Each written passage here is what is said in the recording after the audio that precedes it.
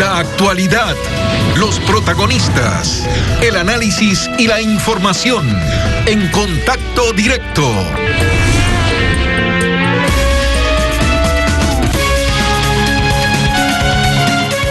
La Asamblea Nacional se encuentra en su punto más bajo de credibilidad y pese a ello intensifica el ejercicio del control político. Esta semana destituyó al presidente del Consejo de Participación Ciudadana y Control Social y ahora se apresta a enjuiciar políticamente a la ministra de Gobierno, María Paula Romo. Henry Cucalón, asambleísta del Partido Social Cristiano, buenos días y bienvenido a Contacto Directo. Muy buenos días, Lenin, muy buenos días con todos los televidentes. Respecto al juicio político en contra de María Paula Romo, ella ha planteado lo siguiente. Lo invito a escucharla. He enviado a la Comisión de Fiscalización un pedido para que el proceso sea presencial. Será enjuiciada por enfrentar a la más grave crisis que hemos vivido. Así quisiera que los interpelantes me enfrenten a mí luego de pasar 7 meses en la comodidad de sus casas, mientras yo no he detenido mi trabajo un solo día desde la pandemia. El juicio político tiene preguntas represadas desde el mes de enero que refieren a procedimientos de octubre del año pasado. Sin embargo, durante la pandemia se han generado situaciones que también generan muchos cuestionamientos. ¿Usted considera que procede el desafío que plantea la ministra a la Asamblea en primera instancia? Y segundo, solamente el juicio debe ser sobre los hechos del año anterior y no sobre aquello que se le cuestiona, por ejemplo. Se dice que ha repartido hospitales durante marzo, abril de este año, pero también se señala que sobre eso no se le podría consultar absolutamente nada. ¿Qué hacemos? ¿Qué pasa allí? El juicio político a la ministra de Gobierno tiene que ver fundamentalmente con el incumplimiento de sus funciones en lo que se refiere, entre otras cosas, al ataque de centros de paz y de refugiados con bombas lacrimógenas que se encontraban caducadas. Ese planteamiento fue hecho en enero, recién calificado en septiembre y tramitado en el mes de octubre. Es el momento también de poder incorporar todo lo que tiene que ver con el malhadados incidentes relacionados al reparto de hospitales y otras instituciones públicas, tal cual versa la resolución de hace poco tiempo en la Asamblea con más de 123 votos que conllevó, entre otras cosas, a la censura del asambleísta Daniel Mendoza. Creo que es el momento oportuno de que el pueblo ecuatoriano sepa cuál fue la responsabilidad política de quienes permitieron con indolencia que la salud y las obras del pueblo sean entregadas como botín a una caterva de asaltantes. Porque en lo que respecta a la responsabilidad penal, eso lo determinará la justicia. Pero en estricto derecho, ¿se puede llamar a alguien por un tema y luego en el transcurso de este ejercicio de fiscalización empezar a procesarlo políticamente por otro? Se ha hecho ese planteamiento al presidente de la Asamblea que se corra traslado a la Comisión de Fiscalización que se reúne el día de hoy. En el supuesto de que no sea calificado de esa manera, porque eso es lo que más preocupa y comprendo la indignación ciudadana, los hechos acaecidos de profunda corrupción en la Asamblea Nacional y en estamentos gubernamentales, en el supuesto que eso no se dé, se presenta inmediatamente otra solicitud de juicio político que esperemos que no sea guardado en la gaveta de quien preside la Asamblea y ha demostrado que es un incompetente a carta cabal. Dice, esperemos que se presente. ¿Por qué no lo presenta usted? Porque ahorita hay un petitorio para que sea incorporado al actual juicio político. Entonces yo tengo que ver en consecuencia qué es lo que ha pasado. Y en lo que se refiere a la declaración de la ministra, aquí la Asamblea no recibe órganos ni disposiciones de otros estamentos públicos. Así que es importante. No me sorprende tomando en cuenta que hace pocos meses se amenazó al legislativo con cesarlo vía muerte cruzada por no aprobar una ley económica urgente en materia supuestamente humanitaria que contenía impuestos. Ahora bien, nosotros no estamos sesionando presencialmente como es nuestro deseo, no por culpa de nosotros, sino por quien el gobierno puso en la presidencia de la Asamblea. A él es el que les corresponde. Me parece dable, no porque se lo ordena a la ministra, al presidente de la Asamblea, sino por transparencia, que regresemos a la Asamblea Nacional, no solamente para este tema, sino para los temas importantes que ameritan la atención hacia el pueblo ecuatoriano. Henry, la situación de la ministra ha cambiado mucho desde enero hasta la fecha. Entre otras cosas, tenemos una votación mayoritaria de 85 votos en contra de María Paula Romo cuando ella encabezó la terna de donde se escogió a la cuarta vicepresidenta de la República de este periodo. ¿Esa votación, considera usted, era suficiente para que María Paula Romo renuncie al ministerio ante el rechazo de la Asamblea? Después de esa votación hubo una de 123 votos donde se pedía lo mismo. Pero al final de cuentas, esa es una potestad del presidente de la República. Nosotros tenemos que hacer el ejercicio de nuestras facultades constitucionales, que es el control político y de la fiscalización. No puede ser, y eso el pueblo no lo puede tolerar, y tiene que haber un responsable del gobierno. A lo mejor la ministra desvirtúa que es ella, pero alguien en el gobierno entregó los hospitales, entregó instituciones públicas. De hecho, la corrupción en la seguridad social y en los hospitales ya venía hace mucho tiempo. Se perfeccionó con el cambio de autoridades en la Asamblea Nacional y se empeoró con la pandemia, donde el saqueo a costa de la vida estuvo de fiesta. Posteriormente a esta elección en donde, me refiero a la elección de la vicepresidenta de la República, donde María Paula Romo obtuvo un amplio rechazo. Posteriormente a eso, la investigación del caso Pedernales contiene declaraciones del exasambleísta Daniel Mendoza sobre supuestos repartos de la ministra para asegurar una mayoría legislativa. Estas acusaciones involucran a asambleístas provinciales independientes de la bancada del BADI, pero esto no es tema del juicio político, ya lo hemos conversado. Sin embargo, un representante del BADI autorizó dentro del CAL que se dé este juicio político. Le pregunto, Henry, ¿el juicio pondría de actualidad otros temas que harían quizás olvidar el reparto de los hospitales entre asambleístas? Para mí es un imponderable que la misma Asamblea Nacional sea la más preocupada de que sus integrantes no estén involucrados en este tipo de asuntos que son evidentemente de corrupción. No estoy hablando de legítimos acuerdos políticos, eso lo puedo hasta comprender, pero que a costa de la vida de los ciudadanos haya personas que hayan delinquido, como lo tiene que determinar la justicia penal, hayan caído, dicen que son recomendaciones. Eso, señores, en español es un tráfico de influencias que se encuentra penado por la ley. Y a nivel de la Asamblea tiene que haber sanciones políticas, tanto hacia el gobierno, que es nuestro deber según la Constitución, como también a su foro interno. Los asambleístas que usted acaba de mencionar deberían ser los primeros interesados que se conozca la verdad, porque aquí no está solamente en juego el repudio del pueblo ecuatoriano en la tan baja credibilidad que tiene el órgano colectivo denominado la Asamblea, ni siquiera su destitución de la curul a 7 meses de que termine. Aquí está en riesgo inclusive la libertad, porque son delitos no solamente sancionados políticamente, sino penalmente. Sin embargo, mire usted cómo es el escenario, que a María Paula Romo el tema del reparto no se lo va a tocar. Y la Asamblea como órgano colegiado hacia adentro, a los asambleístas, tampoco los investiga, prefiere mirar hacia otro lado, es el mundo al revés.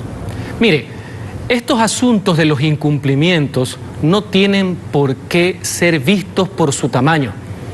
Tienen que ser desvirtualizados, tienen no sé qué ser minimizados bajo ningún concepto. Yo estoy gravemente preocupado por aquello. Se tiene que hacer, sin duda alguna, un proceso interno, y la pauta para hacerlo justamente es este proceso, que le debe interesar tanto al gobierno como a la Asamblea Nacional, porque quien nos va a juzgar es el pueblo ecuatoriano. Pero del deber ser a que realmente ocurra, en ocasiones hay una distancia bastante grande. Ahora, el juicio político fue planteado en enero por Roberto Gómez y Lourdes Cuesta, quienes hoy están alejados de la bancada de Creo, por la responsabilidad política de la ministra en la acción policial contra las violentas manifestaciones de octubre del 2019 en la capital de la República. Estas manifestaciones tuvieron hechos violentos por ambas partes, los manifestantes, también la Policía Nacional, pero hasta ahora nadie ha sido sancionado. ¿Cuál es su criterio respecto a la actuación del gobierno durante la represión a esas manifestaciones que, por cierto, convulsionaron a la capital de la República, al país entero, que incendiaron la Contraloría General del Estado? En lo que respecta al gobierno, justamente por eso es el planteamiento de juicio político presentado en enero y dilatado hasta este momento. Y en lo que se refiere a los hechos de violencia, vandalismo inclusive secuestro de personas, amenazas contra el orden constituido, amenazas personales contra el primer mandatario, encabezados entre otras personas, pues el señor Vargas le corresponde a la justicia penal, porque él no es sujeto de control político. Y yo me hago la pregunta, ha pasado un año y lo que vemos es impunidad total. Los primeros interesados, aparte del pueblo, en que esto prosiga y que haya sanciones para que no exista esta impunidad, debe haber sido el mismo gobierno nacional, pero ante un año no ha pasado absolutamente nada. Es el momento que la Fiscalía y que la justicia actúe en estos temas de octubre, de esa violencia protagonizadas por personas claramente identificadas. En lo que concierne al gobierno es un tema de carácter político, eso es con la Asamblea Nacional y es lo que hemos conversado. Otra interpelante es la asambleísta Amapola Naranjo de Revolución Ciudadana a propósito de la crisis carcelaria que evidentemente se le salió de las manos al régimen con hacinamientos y asesinatos en las cárceles. Sobre este tema el régimen decidió dar por terminado el estado de excepción cuyo propósito era dar seguridad a las personas privadas de la libertad, lo cual tampoco se ha dado. ¿Está de acuerdo usted con la censura planteada por este tema en particular? Es parte de los requerimientos de juicio político que yo suscribí. Por supuesto que quiero establecer esa responsabilidad de un tema que agobia al sistema penitenciario, preocupa profundamente porque el Estado ha perdido el control justamente de estos centros de rehabilitación y puede ser la oportunidad, reitero, para esclarecer, respetando el debido proceso y también la presunción de inocencia política, porque esto no es un tema de juzgamiento penal, de que se sepa qué es lo que está pasando, que se enmiende, que se mejore, que se corrija y que también que se sancione. Al final de cuentas, eso es lo que le interesa al pueblo ecuatoriano, a la ciudadanía en general.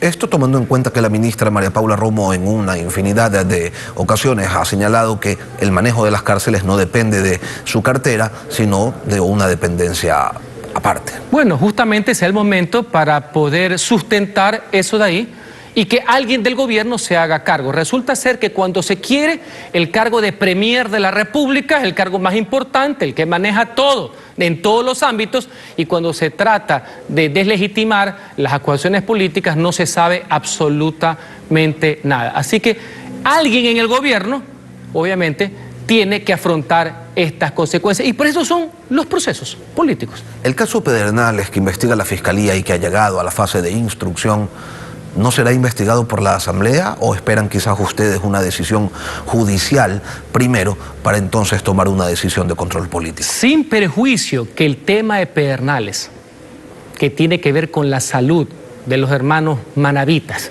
de ese saqueo, está en la justicia, por los cuales ya hay 2 asambleístas procesados, uno detenido, otro con orden de captura, debidamente destituidos, tiene que finiquitarlo la justicia. En lo que se refiere a la responsabilidad política, justamente por eso nuestra preocupación de incorporar esto, y ya lo solicitamos, para que la Asamblea también lo investigue a través de este proceso político, porque ahí devienen otro tipo de responsabilidades que van a la par de materia penal. El sistema de reparto de prebendas a legisladores independientes por parte del Ejecutivo ha sido un distintivo en estos 40 años de democracia. Antes causaba camisetazos. Ahora, con la multiplicidad de movimientos políticos regionales, se ha expandido. ¿Cree usted que la causa de esta disfuncionalidad en la Asamblea sea el sistema de elección en la primera vuelta y en una sola vuelta? Tiene que ver con la conducta humana. Porque este tema de llegar a asaltar el erario público, de jugar con la vida de los ciudadanos, que en plena pandemia roben, en plena pandemia dejen sin los recursos para la construcción de hospitales, dejen sin medicina al pueblo que se estaba muriendo, que se lleven los fondos que sirven para la reactivación económica, para fomentar el empleo que tanto requiere el pueblo ecuatoriano, va más allá de sistemas de elección. Y en esto debemos tener claro, en este tema de la legislatura, no solamente hacen falta cambios de normas, hacerlas más restrictivas, más fuertes, tiene que haber un cambio cultural, con un compromiso, con convicción y también una corresponsabilidad de los partidos políticos. Porque si no existe eso, habrán nuevos membretes, a lo mejor habrá hasta un Senado, pero habrán las mismas taras, los mismos vicios y eso incrementará la decepción ciudadana. Henry Cucalón, asambleísta del Partido Social Cristiano. Gracias por acompañarnos esta mañana aquí en Contacto Directo. Vamos a una pausa y al volver en Contacto Directo, en el CNE se siguen tomando resoluciones por mayoría que no han solucionado los problemas del software electoral. Lo revisaremos con José Cabrera, consejero nacional electoral de mayoría. Ya regresamos.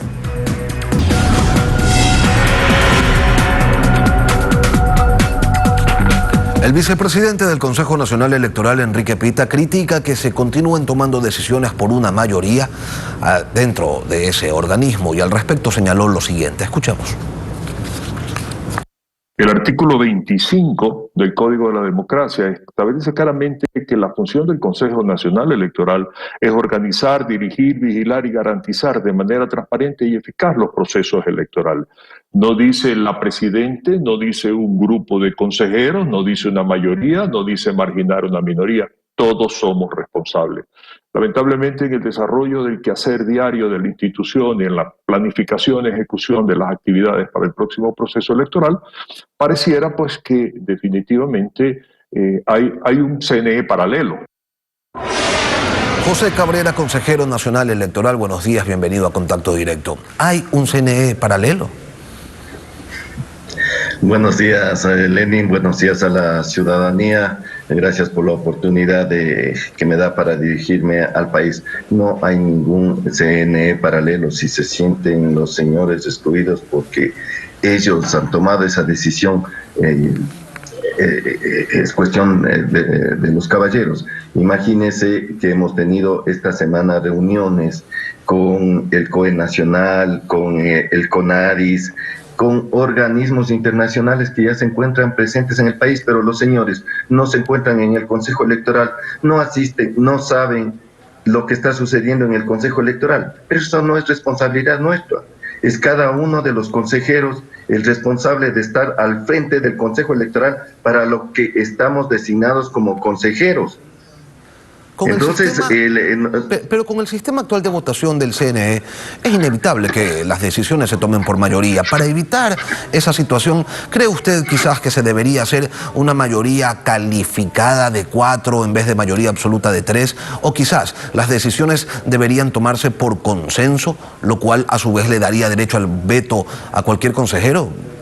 ¿Estarían ustedes dispuestos a cambiar este sistema de toma de decisiones? ¿No sería más funcional y sobre todo no le daría mayor tranquilidad y mayor transparencia a aquello que se resuelva dentro del máximo organismo electoral? Lenin, ha habido en las diferentes reuniones la apertura, no es una cuestión cerrada. Cuando he tenido, en mi caso personal, de hacer un reclamo ante la presidenta, lo he hecho. Los señores en las votaciones muchas veces han votado igual que nosotros, pero no creo que sea correcto y responsable. Por ejemplo, en la elaboración de reglamentos, que el señor vicepresidente pedía que se haga modificaciones a los reglamentos, se le aceptaba, agradecía por haber aceptado.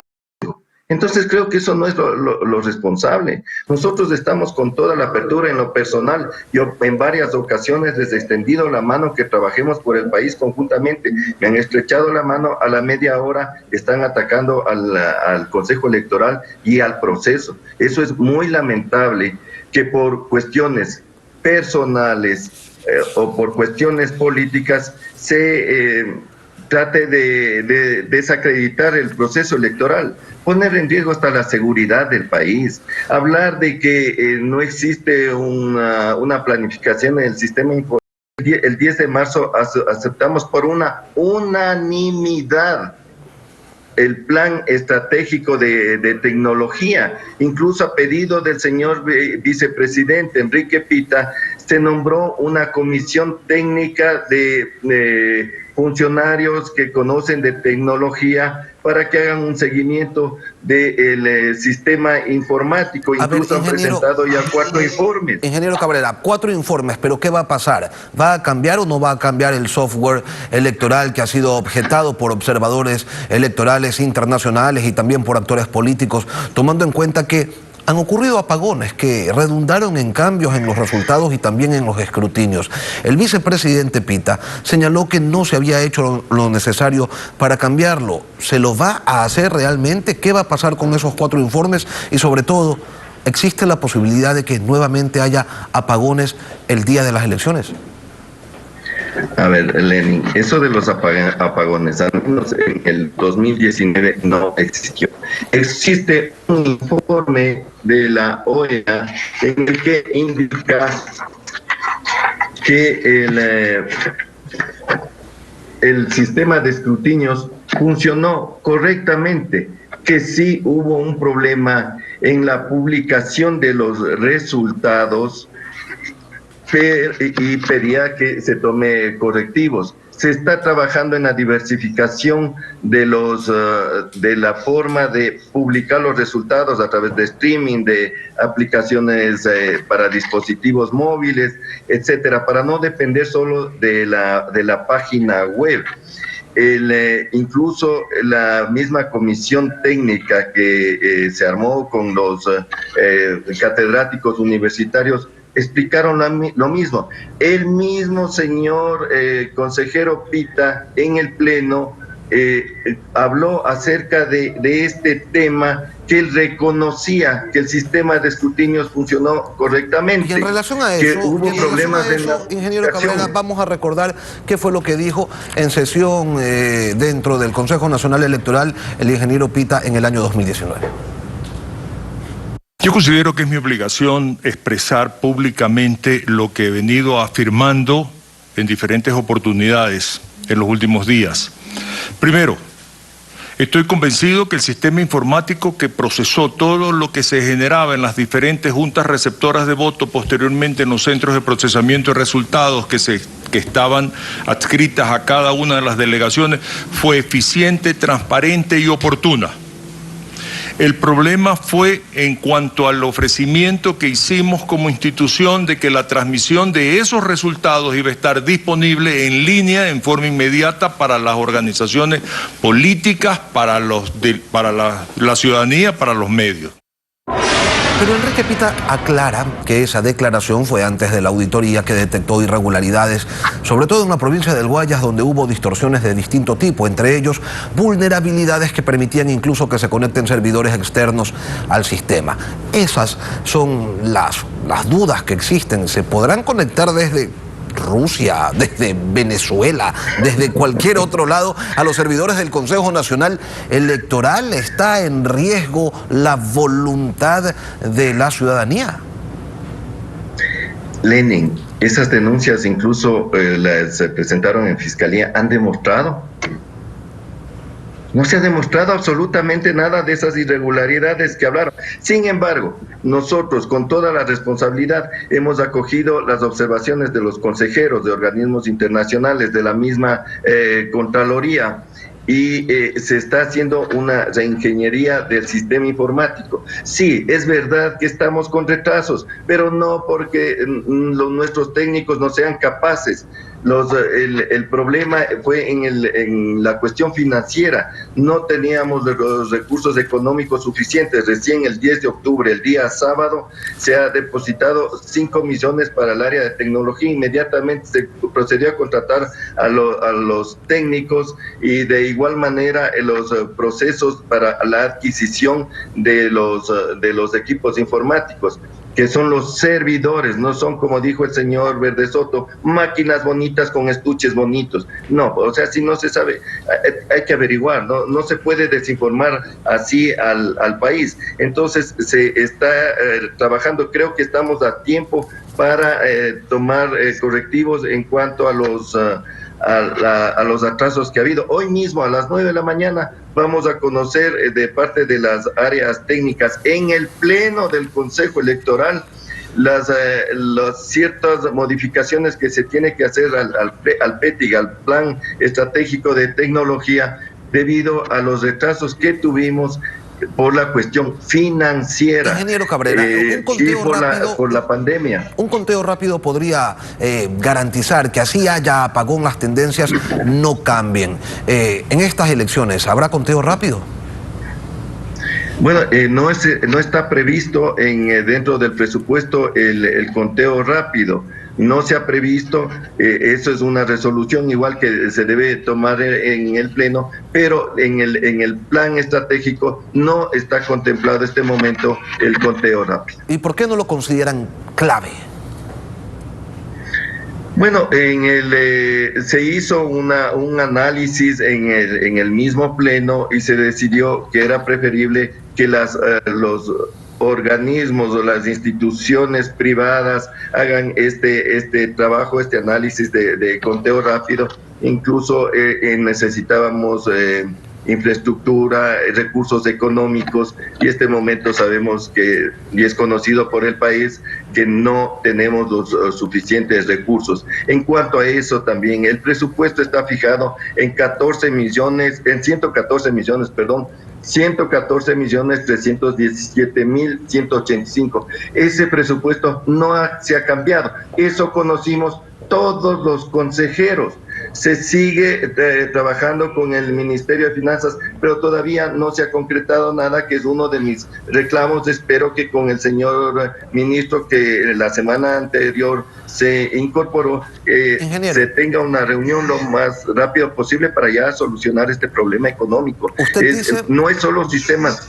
Usted dice, ingeniero Cabrera, que se está trabajando en una reingeniería del sistema informático del Consejo Nacional Electoral. ¿El tiempo les va a alcanzar para terminar de desarrollar un nuevo sistema de escrutinio integrado?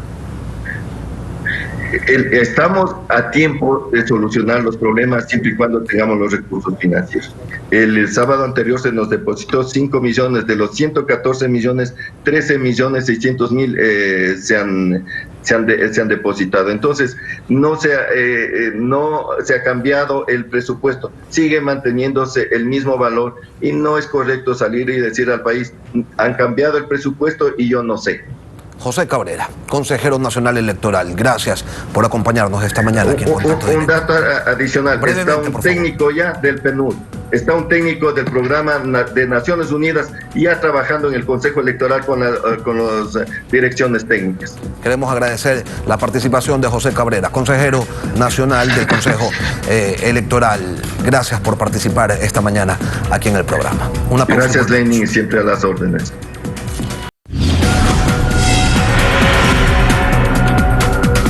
Son las 7 de la mañana con 33 minutos. Ha llegado el momento de despedir Contacto Directo, y como siempre, gracias a ustedes por la fiel sintonía. Lenin, nos vemos la próxima semana. Será hasta entonces. Las noticias continúan aquí en Televistazo, en la comunidad. Manténgase en nuestra sintonía.